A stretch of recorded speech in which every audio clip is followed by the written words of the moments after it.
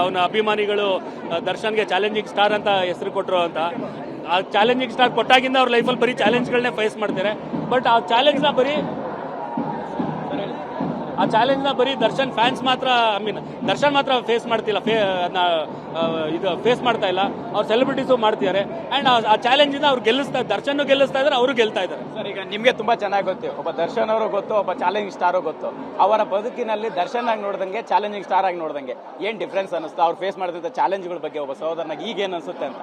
Sir, Darshan challenging star ಸಿನಿಮಾಲಿ sir, ಮನೇಲಿ ದರ್ಶನ್ ದಿನಕರ್ ಅಣ್ಣ, ತೂಗುದೀಪ ಶ್ರೀನಿವಾಸ್ ಅವ್ರ ಮಗ, ಮೀನಾ ತೂಗುದೀಪ ಶ್ರೀನಿವಾಸ್ ಅವ್ರ ಮಗ, ಅಂಡ್ ದಿವ್ಯಾ ಮಂಜುನಾಥ್ ಅವ್ರಿಗೆ ತಮ್ಮ.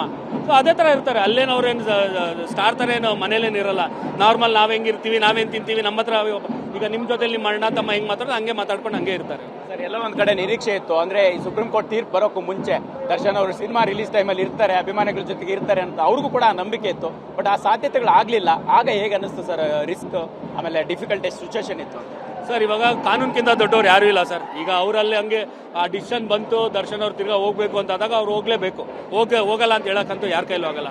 ಬಟ್ ಒಂದು ಹೋದ್ರೂ ಅದೊಂಚೂರು ದರ್ಶನ್ಗೆ ಆತಂಕ ಇತ್ತು, ಎಲ್ಲಿ ಸಿನಿಮಾಗೆ ಏನೋ ತೊಂದರೆ ಆಗಿದೆ. ಯಾಕಂದ್ರೆ ಅವ್ರು ಯಾವಾಗಲೂ ನಿಂತಿದ್ರು ಸಿನಿಮಾ, ಕೂತಿದ್ರು ಸಿನಿಮಾ, ಮಲಗಿದ್ರು ಸಿನಿಮಾನೇ ಅಂತ ಯೋಚನೆ ಮಾಡೋರು.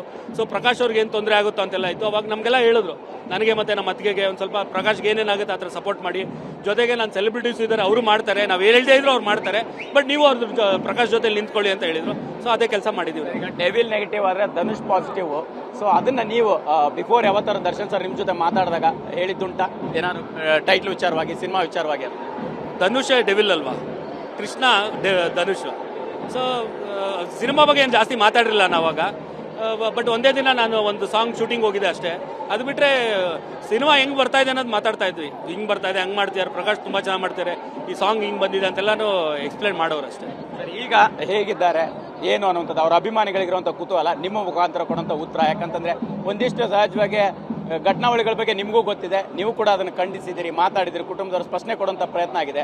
ಅವರು ಗಲಾಟೆ ಮಾಡಿದ್ರಂತೆ, ಫ್ರಸ್ಟ್ರೇಟ್ ಆಗಿದ್ದಾರಂತೆ, ಸಿನಿಮಾ ರಿಲೀಸ್ ಟೈಮಲ್ಲಿ ಒದಾಡ್ತಿದ್ದಾರಂತೆ ಅಂತ ಈ ವಿಚಾರಗಳಿಗೆ ಸರ್, ಈ ಅಂತ್ಯಕಂತೆಗಳು ಯಾರು ಸರ್ ಹೇಳ್ತಾ ಇರೋದು? ಸ್ವಲ್ಪ ಹಿಂಗ್ ಬನ್ನಿ, ಆನ್ಸರ್ ಹೇಳ್ಬೇಕು ಸರ್ ನೀವು. ನಾನು ಖಂಡಿತ ಏನ್ ಗೊತ್ತಾ, ಅಂತ್ಯಕಂತೆಗಳನ್ನ ನೀವೇ ಕ್ಲಾರಿಫೈ ಮಾಡಿದ್ರೆ ಅಂತ್ಯಕಂತೆಗಳು ಬರಲ್ಲ. ನೀವು ಏನೋ ಒಂದು ನ್ಯೂಸ್ ಹಾಕೋಣ ಅಂತ ಹಾಕಿದಾಗ ಅದು ಅಂತ್ಯಕಂತೆಗಳಾಗಲ್ಲ. ನಿಮಗೆ ಹೇಗೋ ಒಂದು ಮಾಹಿತಿ ಇರುತ್ತೆ, ನಮಗೂ ಹೇಗೋ ಒಂದು ಮಾಹಿತಿ. ಅದಕ್ಕೆ ನಿಮ್ಮ ಮುಖಾಂತರ ನಾನು ಸ್ಪಷ್ಟನೆ ಕೇಳ್ತಾ ಇದ್ದೀನಿ ಅಭಿಮಾನಿಗಳಿಗೋಸ್ಕರ ಅಂತ. ನಮಗೆ ಮಾಹಿತಿ ಇರಲ್ಲ ಸರ್, ನಮ್ಗೆ ಕರೆಕ್ಟಾಗಿ ಗೊತ್ತಿರುತ್ತೆ ಏನು ನಡೀತಾ ಇದೆ ಇಲ್ಲಿ ಅಂತ. ನೀವುಗಳು ಯಾರೋ ಒಬ್ರು ಏನೋ ಹೇಳಿದ್ರು ಅಂತ ಅದು ಸರಿನಾ ತಪ್ಪ ಅಂತ ವೆರಿಫೈ ಮಾಡ್ದೇನೆ ನ್ಯೂಸ್ ಹಾಕ್ಬಿಡ್ತೀರಾ. ಆಮೇಲೆ ಅಂತ್ಯಕಂತೆಗಳು ಬಂತಂತೆ, ಹಿಂಗ್ ಬಂತಂತೆ ಅಂತ ನೀವೇ ಕ್ವಶನ್ ಕೇಳ್ತೀರಾ. ಅದಕ್ಕೆ ನೀವೇ ಆನ್ಸರ್ ಮಾಡ್ಬೇಕು ಸರ್, ಅಂತ್ಯಕಂತೆಗಳು ಸ್ಪ್ರೆಡ್ ಮಾಡೋರು. ಸರಿ ಸರ್, ಸದ್ಯಕ್ಕೆ ಹೇಗಿದ್ದಾರೆ ದರ್ಶನ್ ಅವ್ರ ಮನಸ್ಥಿತಿ ಹೇಗಿದೆ? ಡೆವಿಲ್ ಬಗ್ಗೆ ಅವ್ರಿಗಿದ್ದಂಥ ಕ್ರೇಜ್, ನಿರೀಕ್ಷೆ ಏನಿತ್ತು, ಈಗೇನು ಅನಿಸ್ತಿದೆ ಅಂತ?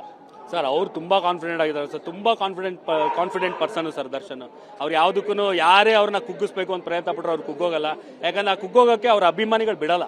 ಅವ್ರು ಆ ರೇಂಜಿಗೆ ದರ್ಶನ್ ಬೆನ್ನಿಂದ ನಿಂತ್ಕೊಂಡು ಅವ್ರಿಗೆ ಸಪೋರ್ಟ್ ಮಾಡ್ತಿರ್ತಾರೆ, ಅವ್ರಿಗೆ ಕಾನ್ಫಿಡೆನ್ಸ್ ಕೊಡ್ತಿರ್ತಾರೆ. ಸೊ ಅಭಿಮಾನಿಗಳು, ಅವ್ರ ಸೆಲೆಬ್ರಿಟಿಗಳು ಇರೋರ್ಗೂ ದರ್ಶನ್ಗೆ ಏನೇನು ಆಗಲ್ಲ ಸರ್. ಫೈನಲ್